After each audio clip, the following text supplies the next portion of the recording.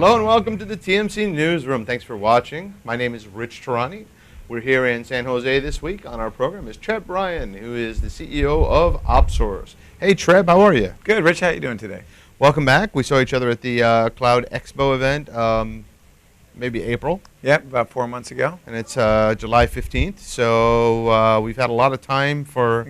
That was that 12 years in internet time there? We're in cloud time. Yeah, cloud time, we're in cloud. of course. That's even faster than internet time because you don't even need to download any or you don't need to put any equipment, no central or CPE equipment, none of that. It's all done in the cloud. It works a lot faster. That makes me chuckle. Do you know why it's called the cloud? It's amazing. Probably 90% of people I talk to, even at conferences, don't know why it's called the cloud. Tell us why. It's called the cloud because the cloud is the picture at the top of the drawing that you use to represent the internet. You know, servers are boxes and storage is drums, and the cloud is the internet. So it's always funny when people talk about the cloud, you know, what it is. Well, it's the internet. That's because that's what it was on the drawing. Now it's being used in so many new and different ways now. And obviously, I think when people talk about the cloud, they're referring to how we're using the cloud to get infrastructure resources and applications, as opposed to just e-commerce and stuff from 1999. But in the end, it did represent the internet. And so when you talk about the cloud, you're really still talking about the internet. And it's just another right. What we've seen. The concept was invented back in the ASP. Right. We called it ASP in '98. Then it evolved to on-demand. Then it went to hosted. Then I can't remember if there was another one in between, another term. Obviously, when it's still used today, a lot of software as a service. Software as a service, right? That was just before cloud, which is applications in the cloud. Sure. Right, and now we have cloud, the big cloud, which is the internet. Of course, little cloud often is referring to this idea of infrastructure being consumed over the internet, servers and storage and network being consumed over the internet in a very highly variable basis. So speaking of the cloud, please refresh the viewers' minds on just what you do. What's your function, your company's function in the cloud? So, and I have to say, maybe before I even talk about what we do, we kind of think what our purpose in the world is, and what the function. What's really happening, we think, with the cloud is that anybody entering the workforce these days, anybody under the age of 25 or even 30, has grown up on the internet. And when you grow up on the internet where all the technology is immediately available, you don't have to think about installing or buying stuff. You just go do a Google search and get going, and it's ubiquitously accessible anytime, any place, and you can share and collaborate, right? Anybody under the age of 25 doesn't think I have this photo that only I have. It's a photo that all my friends have and can see together, and I can share that with them. And you get into the work world, where it's still client-server technology in traditional environments. It looks to that generation about the same way mainframes and green screens did to me in 1988. That is really dated technology. It's slow, it's inflexible, it doesn't work. You can't do it quickly, you can't share on things, you can't collaborate on the data you're working on. And so what we think is really going on with the cloud is people who are entering the workforce are expecting their work systems to work the way with the technology they've grown up with. Right. And as this generation starts becoming the managers and executives and CIOs of companies, they're not going to go back to using client-server computing any more than my generation went back to using mainframes. Right. They're going to be pushing their technology into the enterprise. And so the real question from OpSource's mind is, how do you take what has essentially been a consumer technology, right? The cloud, the internet, and ensure that it's safe for enterprises to use it? How do you ensure that it's secure? How do you ensure that it has the performance necessary? Enterprises will pay for things, so they expect things like support. How can you integrate it with their existing? No one's throwing away things, so how do you integrate it with their existing applications? And so OpSource focuses on really how to take what people like about the cloud, this immediate availability, and provide services that the enterprises can feel comfortable putting their data and information on. We do that through a variety. We have a couple main products. The main underlying products to our systems are managed hosting and cloud infrastructure. So we do a more traditional kind of managed virtual environment. Sure. About 4,000 systems. Where everything's shared and virtualized, and in a true full cloud, public cloud environment where you can get, spin up a virtual server in 5 minutes and pay 4 cents and then turn it off and you're done. You sign up online and get going right away. I think our cheapest product now is 2/100ths of a penny an hour, which is the price for file-based storage in the cloud. Wow. And I have yet to get an answer from my team. What happens if someone only does 2/100ths of a penny? The response was our lowest bill to any customer now has been 17 cents, which is just cracks me up that so 17 cents. And so we provide that hosting and the cloud infrastructure. And then we provide a lot of higher-end services, traditionally for applications in the cloud, SaaS companies. What we call application operations.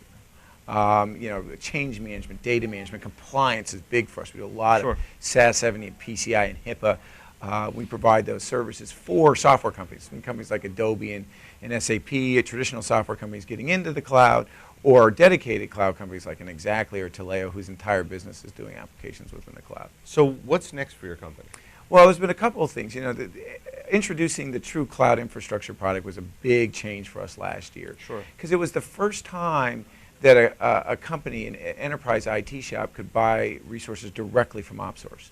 In the past, our only customers were software companies. And so if you were using OpSource services, you were using it when you were using Adobe's Connect Pro or when you were using Exactly's compensation management system. You were getting OpSource, you just didn't know it. Right. And with the cloud, we allowed our customers to buy, we allowed IT shops to buy infrastructure resources from us directly, either over the web or through partners or through a sales rep. And that was defined as our first kind of true to enterprise product. What we discovered shortly thereafter, it's been about 9 months since we released that product, was that about 30% of our traditional hosting software companies are already now using the cloud as well. So I was shocked. I just learned that number a couple days ago, that 30% of our hosting customers are now also using cloud from us. The second thing we found out was that the people who were buying cloud wanted to start buying our application operations, our integration services, our billing services from us as well. We had people buying cloud who were asking, can you do higher end services for us on the cloud? And so we came out with one of the big announcements for us is, at this point in time, we're not delineating anymore. Basically, you can do more, pick which services you want. If you're a cloud user, you can get application operations. If you're a software company who's buying managed hosting from us, you can get cloud in the same environment. Any customer can buy now any of our products. And on top of that, to take that even further, we realized we had such good success with the software companies, we were identifying new verticals for us that we could go after that would allow people to use cloud in their products.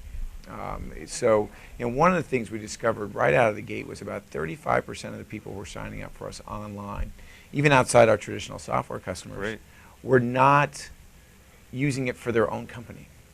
Wow. They were creating solutions for another company, for a third party. They were either SIs, they were VARs, they were these new cloud platform players, everything from little guys like WaveMaker up to giants like Microsoft and CA, who were putting cloud platforms on top of our cloud to make it easier to use or to put programming environments in. And what we've realized in that is that for as cool as cloud is, in the end product for cloud, even though it's 4 cents an hour on a CPU, is a server or storage. Right. And no one ever sits around a boardroom table and says, you want to make this a better company? A new server. People want solutions. And they want things that will help them understand their marketing data more effectively or get better in the sales process. And the cloud can enable those in whole new ways. But in the end, the purpose of the cloud is to enable a solution, not to be the end solution. And so we do believe over time, over 50% of our sales, and it's running about 35 now, but by next year, over 50% of our sales will be coming from people who are buying solutions that the OpSource cloud enables, as opposed to buying the OpSource cloud directly from us. Those numbers are amazing that you were telling me about. And it's, yeah. It's fantastic to be in the center of a community where your customers become your resellers, right? Yeah, absolutely, absolutely. And that's a whole new area for us because we've always been more of a direct sales type of company. But we realized in the end we're going to be kind of sitting still, often as we've done with the software, in the background.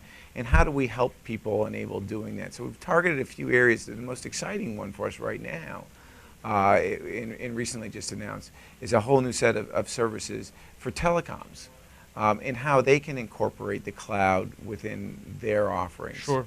Yesterday we announced a relationship where NTT Nippon Telephone and Telegraph, their European arm, was going to be offering the NTT Europe Cloud, which was powered underneath by the OpSource Cloud. Sure.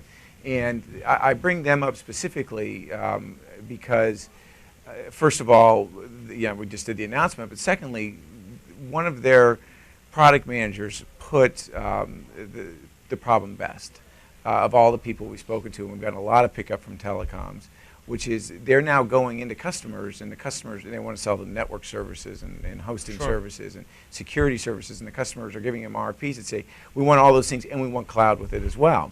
And he said they lost out on bidding on $2 million a month worth of business that wasn't cloud business, but cloud was now a requirement. Sure, makes sense. That someone is seeing this as part of their overarching infrastructure buy from the telecom, not some separate. They didn't want to go to 14 different vendors to buy different things.